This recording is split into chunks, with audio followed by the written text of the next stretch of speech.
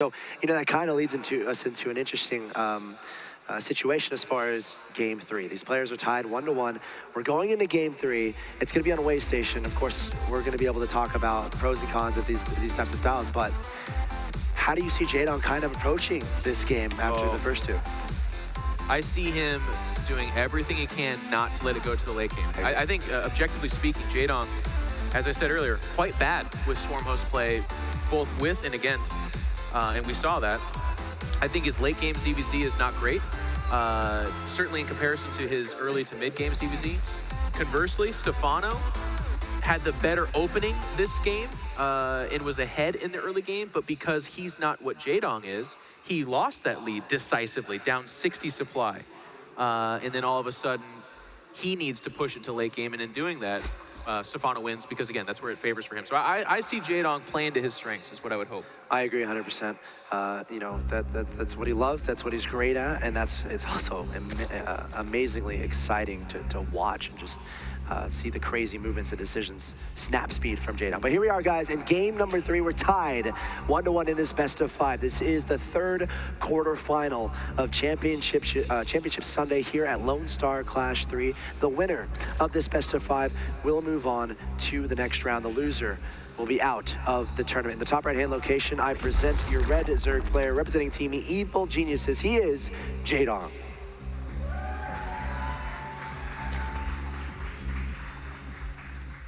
And his opponents from the same team of Evil Geniuses, hailing from France, it is Stephano.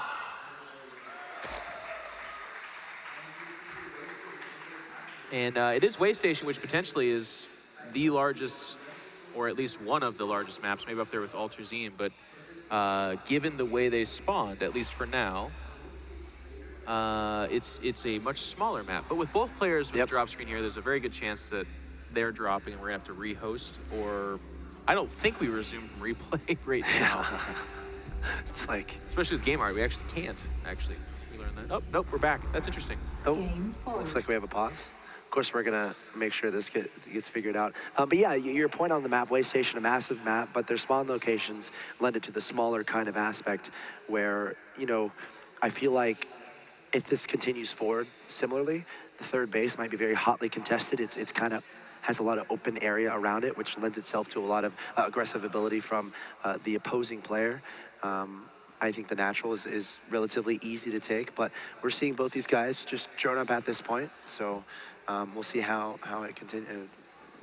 Yeah, it would be interesting because it looks like they're both fine and they're gonna just resume, but Waystation is one of those weird maps where it actually, like if you just remake, they could get top left, bottom right, and that's a completely different game. Absolutely. So it's kind of interesting because not every map's like that. Like if you play on Overgrowth, well, yeah remake, because it's the same thing every time, I guess. But here we're gonna just resume, and it's normal. We do see Hatch first coming out from Stephano.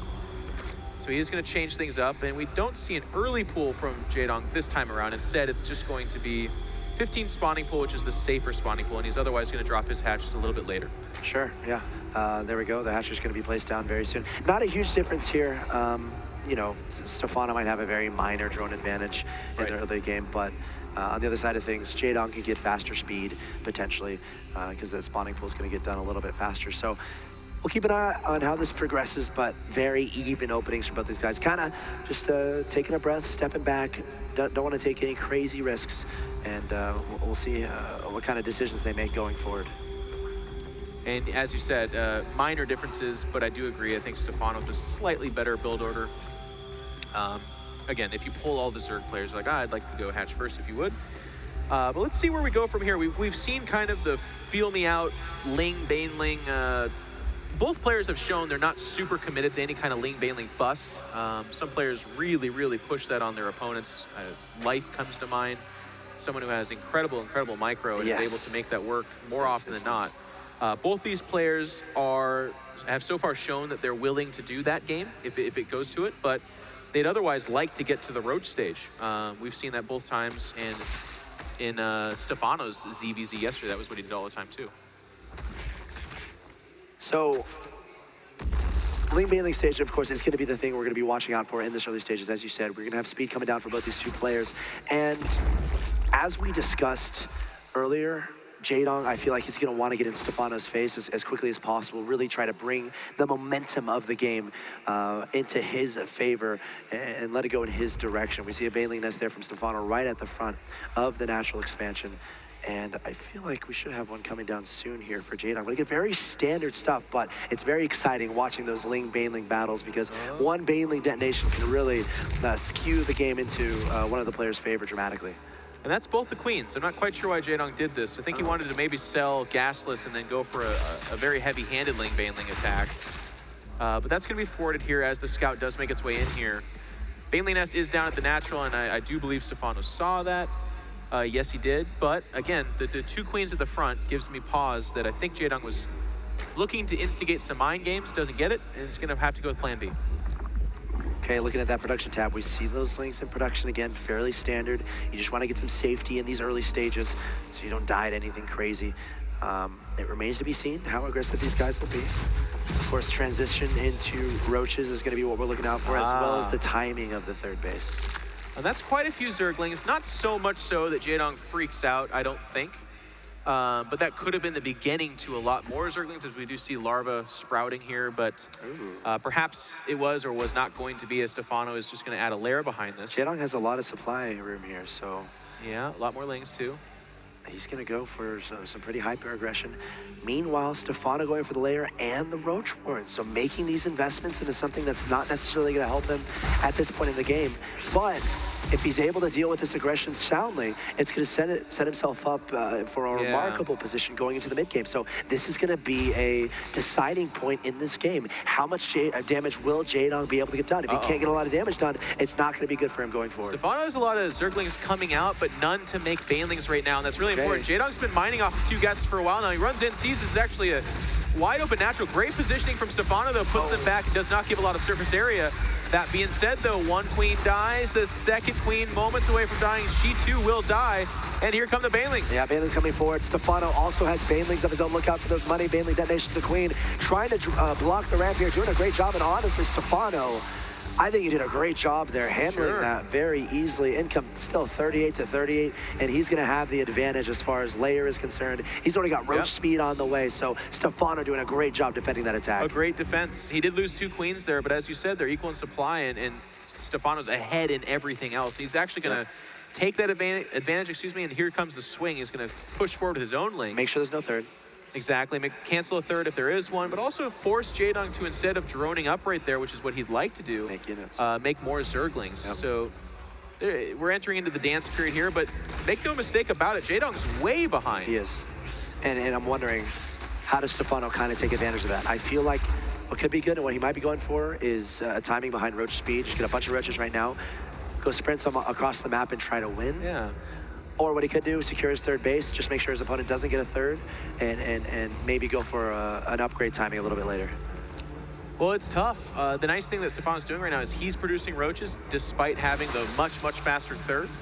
And he ran down and killed just about all the Zerglings out on the map. So Jaedong he's grossly behind in Zerglings. There's already roaches coming out for Stephano, which means you don't really have the advantage there either. And with that third, all pressure's on Jaedong to make up the difference, but when he's producing less and he needed to drone and he doesn't have, I mean, there's a real chance that Jaedong just dies here in a second, by the way. Okay, we'll see. I mean, we have roach speed here from Stephano. No roach speed just yet from Jaedong. If there's good news for Jaedong, his +1 missile attack upgrade is almost done. Now Stephano has to make the decision. Does he go into the natural or does he just deny the third? He's kind of trying to bait Jaedong out a little bit and now engaging with his roaches, getting some decent Baneling detonations. Meanwhile, the Zerglings are able to cancel out that hatchery at the third base. Stephano pressing forward into the natural, letting the Lings go up first, and Jaedong is going to be retreating here, trying to get as many roaches out as possible. And Stephano doing so much damage here. Stephano gets this around, is winning the fight in a big way. Supply doesn't really tell the story. Jaedong is on the ropes right now. He's scrambling out with units, and these units of Stephano might get grinded down, but in the backfield, remember, the third of Jaedong was canceled. Yep. And even if he holds this off, which it looks like he will, he's able to push this back just now. Stephano has a third that's about to get injected upon, which allows for such a huge boost in production. Oh yeah, absolutely. Drone count is similar, which, you know, I mean, there is an upgrade advantage for Jaedong. That's the one the one place you look for hope. But otherwise, even right now, Stephano has more roaches. Well, Jaedong is actually tracking a few roaches down. Stephano doesn't want to be too cost efficient here. He's going to try to sprint those into the main base, try to get a feel for exactly what his opponent is making. And Jaedong is actually making a ridiculous amount of roaches at this time. Stephano coming forward with some reinforcements, though. He's always got an answer. And Jaedong once again scrambling to try to fend off this attack. Yeah, Jaedong is going to try to split off the appropriate amount of units to go for this. Stephano at the natural inside the main. It looks like both are so far being cleaned up, but not before a lot of drones to die. And look at the supply differential as the game goes on. We see nothing but blue roaches dying, but for every blue roach that dies, because of Stephano's fantastic multitasking, they all died with a drone or two being dragged to hell with them. I mean, there's no drones at the third just yet for Stephano, so he's not reaping the reward of that income, but it's the production and the early advantage he had killing the third and stopping all of Jaedong's tactics. Absolutely, and Stephano just has all the momentum in this game right now. Has a perfect, really pacing this well, I think. Making great decisions as far as whether to make drones, whether to make roaches, and more importantly, keeping Jaedong guessing, because Jaedong is in a situation where, you know, he's behind. He needs to know exactly what his opponent is doing. He wants to make drones right now, but he also wants to survive. So Stephano doing a great job keeping Jaedong guessing and surging once again toward the natural. And Jaedong throwing down the GG. Stephano taking game number 3. This college student on vacation